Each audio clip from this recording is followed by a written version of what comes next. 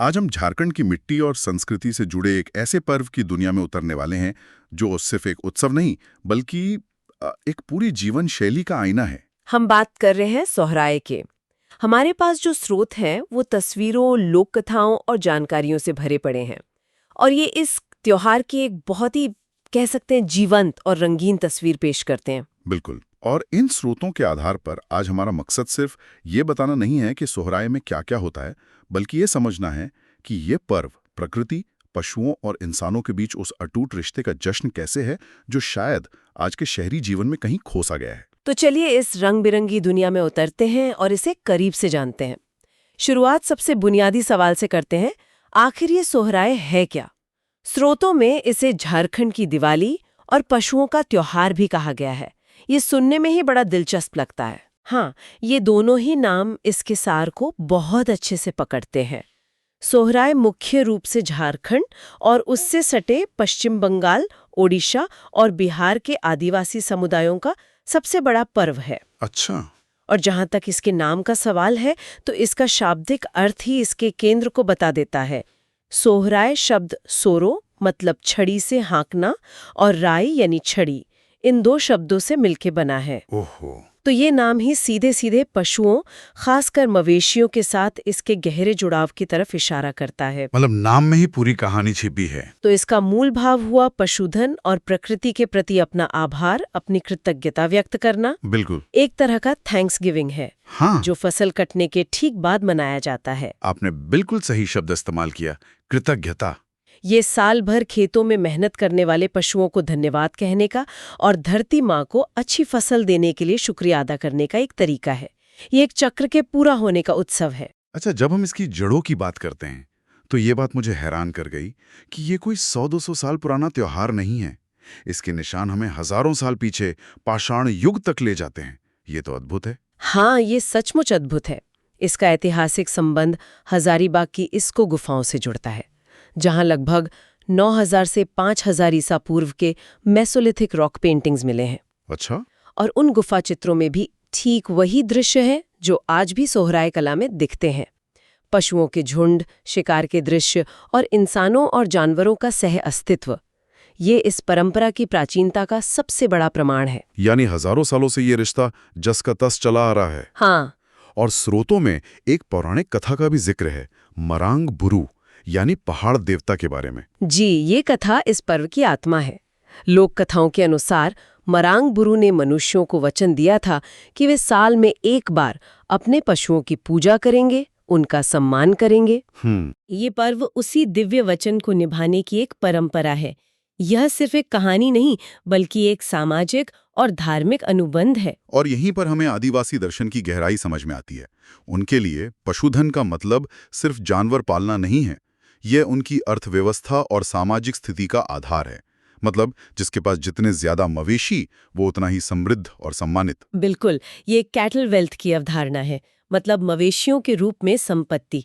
बैल खेती के लिए जरूरी हैं, गाय दूध देती हैं, और उनकी संख्या वो परिवार की समृद्धि को दर्शाती है। इसलिए वे सिर्फ जानवर नहीं, परिवार का हिस्सा है, उनकी दौलत है। तो ये तो साफ है कि ये पर्व मानव और पशुओं के बीच के प्रेम और सह-अस्तित्व का प्रतीक है। लेकिन ये सिर्फ यही तक सीमित नहीं है, ये एक पारिवारिक त्योहार भी है ना? हाँ, ये इसका एक बहुत सुंदर पहलू है। इस समय परिवार के सभी लोग एक साथ आते हैं। खासकर भाई बहन के रिश्ते के लिए ये बहुत महत्वपूर्ण है। बहनें अपने भाइयों और पूरे परिवार की सुख समृद्धि की कामना करती हैं। अच्छा। और इन सब में गीत, संगीत और कला का ऐसा संगम होता है कि पूरा माहौल ही उत्सवमय हो जाता है। हर घर, हर आंगन जैसे जी उठता है। अच्छा, एक बात मेरे मन में आ रही है। अगर ये फसल कटाई से जुड़ा है, तो क्या ये पूरे झारखंड में साल में एक ही समय पर मनाया जाता है या इसके अलग-अलग समय भी हैं? क्योंकि भारत में फसल चक्र तो हर जगह थोड़ा अलग होता है। बहुत अच्छा सवाल है, और इसका जवाब दिखाता है कि ये संस्कृति कितनी जीवंत और स्थानीय परिस्थितियों के अनुकूल है। ज्यादातर झारखंड में ये कार्तिक अमावस्या यानी दीपावली के ठीक दूसरे दिन मनाया जाता है, अक्टूबर-नवंबर में। लेकिन संथाल परगना जैसे कुछ इलाकों में, जहां धान की कटाई देर से होती है, वहाँ ये जनवरी यानी पूस के महीने में मनाया जाता है। तो इसका मतलब एक ही त्योहार के दो अलग-अलग संस्करण चल रहे हैं जो पूरी तरह से स्थानीय कृषि कैलेंडर पर। कृषि कैलेंडर पर ही निर्भर करते हैं, बिल्कुल। ये संस्कृति के लचीलेपन को दिखाता है। और ये कितने दिन चलता है? आमतौर पर ये उत्सव 5 से 6 दिनों तक चलता है। हर दिन का अपना एक अलग महत्व और अपनी एक अलग रस्म होती है। पहले दिन से लेकर आखिरी दिन तक पूरा समुदाय एक साथ मिलकर इसे मनाता है। तो जैसा कि आपने कहा, इसका कृषि से बहुत गहरा नाता है। यह खरीफ फसल, खासकर धान की कटाई के ठीक बाद का समय है। जी। सोचिए, साल भर की मेहनत के बाद जब खलिहानों में धान की सुनहरी फसल आती है, तो किसान के मन में जो खुशी और संतोष का भाव होता है, सोहराय उसी की अभिव्यक्ति है। ये किसानों और उनके पशुओं के लिए आराम का समय भी है।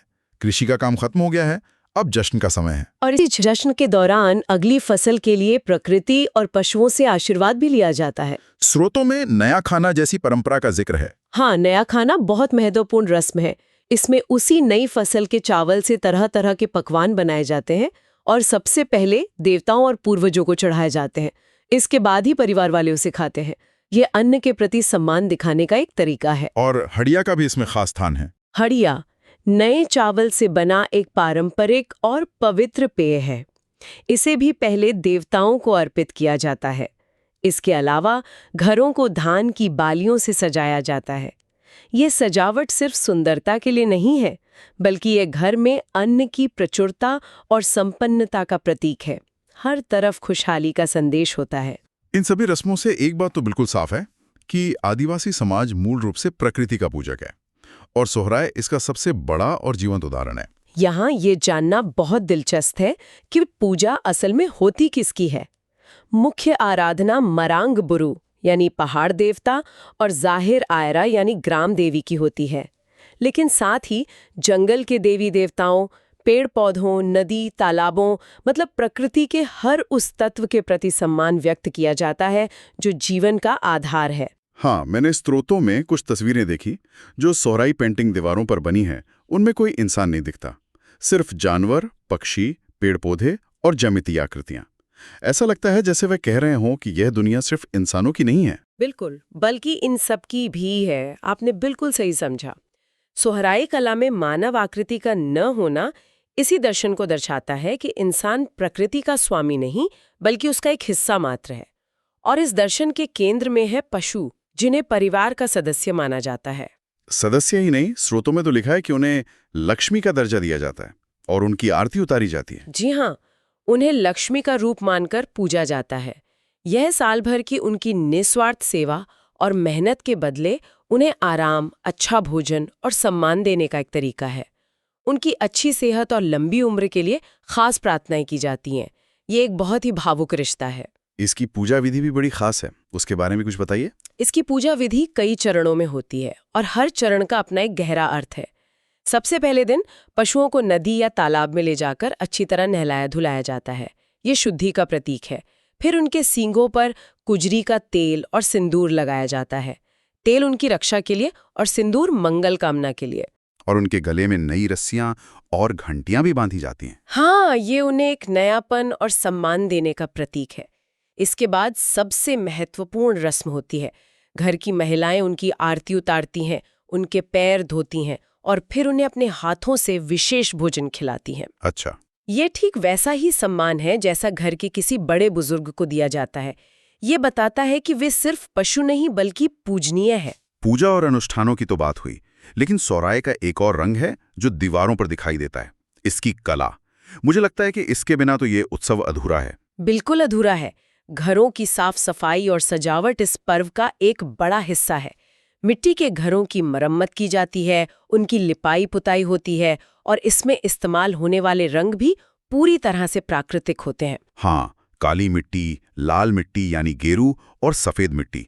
ये कमाल है कि प्रकृति से ही रंग लेकर प्रकृति के चित्र बनाए जाते हैं। यही इसकी खासियत है। दीवारों पर जो सोहराय पेंटिंग बनाई जाती हैं, वे इस पर्व का मुख्य आकर्षण होती है। ये पेंटिंग्स पीढ़ी दर पीढ़ी माँ से बेटी को सिखाई जाती है। और सिर्फ दीवारें ही नहीं, घर के आंगन में चावल के घोल से सुंदर अल्पना यानी रंगोली भी बनाई जाती है। और कला के साथ संगीत ना हो ऐसा तो हो ही नहीं सकता। सोहराय के अपने खास गीत भी होते हैं ना? जी, इन गीतों को ओहिरा या चंचाईर गीत कहा जाता है। ये सिर्फ मनोरंजन के लिए नहीं होते। इन गीतों में पशुओं की तारीफ होती है, उनके गुणों का बखान होता है, साथ ही जीवन के सुख दुख, प्रेम और प्रकृति के सौंदर्य का भी वर्णन होता है। शाम होते ही युवाओं की टोलियां घर घर जाकर ये गीत गाती हैं और पूरा गांव संगीत में डूब जाता है। और जहाँ गीत संगीत हो वहाँ नृत्य तो हो गई। स्त्री और पुरुष दोनों पारंपरिक वेशभूषा में सजकर हाथों में लाठी या मोर पंख लेकर एक साथ थिरकते हैं। यह नृत्य अक्सर एक गोलाकार समूह में किया जाता है, जो उनकी एकता और सामूहिकता का प्रतीक है। तो ये कला, संगीत, नृत्य, ये सब मिलकर एक व्यक्ति के घर का त्योहार नहीं रह जाता, बल्कि एक बड़े सामुदायिक उत्सव का रूप ले लेता है। बिल्कुल, पूरा गांव एक बड़े परिवार की तरह इसे मनाता है। इसका सबसे अच्छा उदाहरण है गोठ पूजा। ये एक बहुत महत्वपूर्ण अनुष्ठान है जिसमें गांव के सभी पशुओं को एक जगह, जिसे गोठ कहते हैं, पर इकट्ठा किया जाता है।